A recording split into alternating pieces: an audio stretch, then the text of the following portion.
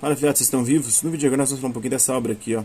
Um clássico da literatura brasileira, dos grandes nomes do pensamento brasileiro, Euclides da Cunha, sua obra Os Sertões. Esta obra aqui. Vamos conhecer então um pouquinho dela. Campanha de Canudos. A apresentação desta obra. Bora lá? A Folha de São Paulo apresenta a seus leitores com exclusividade a coleção Grandes Nomes do Pensamento Brasileiro.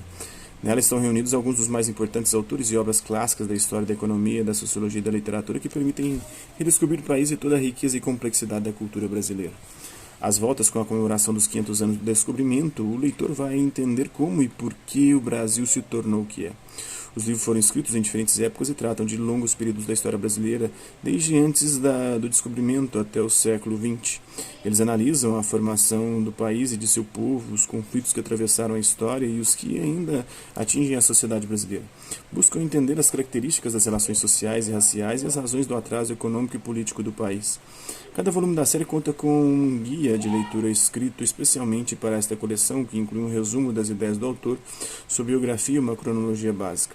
Grandes Nomes do Pensamento Brasileiro, uma coleção preciosa e indispensável, uma contribuição ao entendimento geral do Brasil através de trabalhos abrangentes e vigorosos que não querem iludir o leitor a respeito do país que a todo momento ele está ajudando a construir. Vou ter uma nota preliminar aqui do Euclides da Cunha. Depois entra na obra.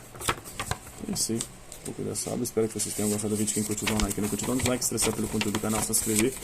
Ativar o sininho e guardar as próximas notificações. Deixe também seus comentários dizendo o que você tem achado dos vídeos, sugestões de temas e assuntos para serem abordados em vídeos posteriores. E colabora com o nosso canal, compartilhe os nossos vídeos e ajude-nos a chegar a maior número de pessoas possíveis. Gostaria que... Acho que eu vou ler mais aqui um pouquinho.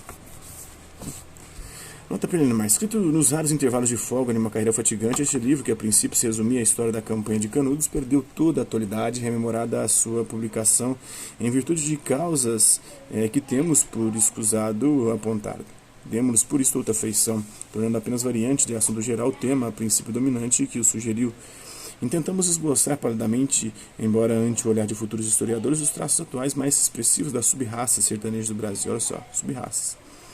E fazemos-lo porque a sua instabilidade e complexos de fatores múltiplos e diversamente combinados, aliada às vicissitudes históricas e deplorável situação mental em que jazem, as tornam talvez efêmeras, destinadas a próximo desaparecimento ante as exigências crescentes da civilização e a concorrência material intensiva das correntes migratórias que começam a invadir profundamente a nossa terra. O jagunço destemeroso, o tabaréu ingênuo e o caipira simplório serão em breve tipos relegados às tradições evanescentes ou extintas. Primeiros efeitos de variados cruzamentos destinavam-se talvez à formação dos princípios imediatos de uma grande raça. Faltou-lhes, porém, uma situação de parado equilíbrio que lhes não permite mais a velocidade adquirida pela marcha dos povos deste século.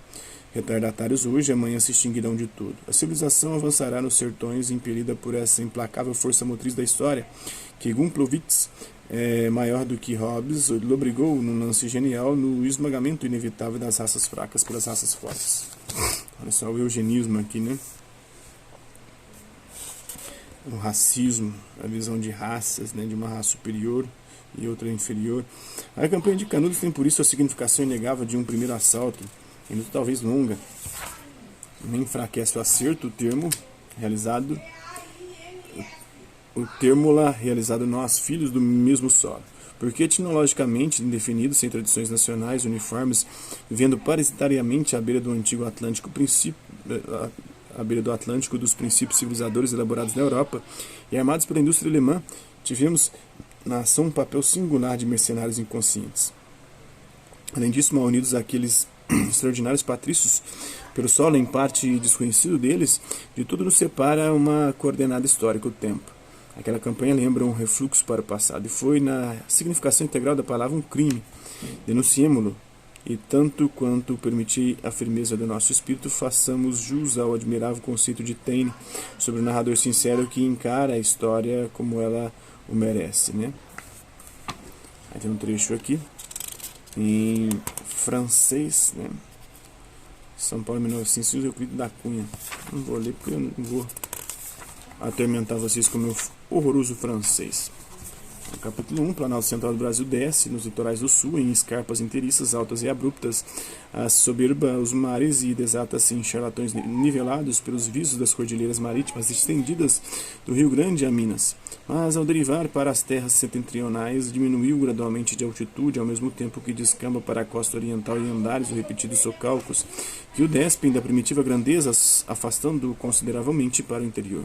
De sorte que quem o contorna, seguindo para o norte, observa notáveis mudanças de relevos, a princípio o traço contínuo e dominante das montanhas, precipitando-o com destaque saliente sobre a linha projetante das praias.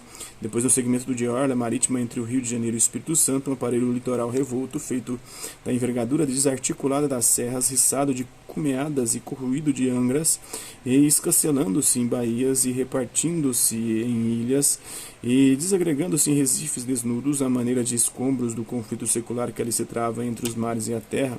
Em seguida, transposto o 15º paralelo, a atenuação de todos os acidentes serranias que se arredondam e suavizam as linhas dos taludes, fracionadas em morros de encostas indistintas no horizonte que se amplia, até que em plena faixa costeira da Bahia, o olhar livre dos anteparos de serras, que até lá o repulsam e abreviam, se dilata em cheio para o ocidente, mergulhando no âmago da terra amplíssima, lentamente emergindo num ondear longínquo de chapadas.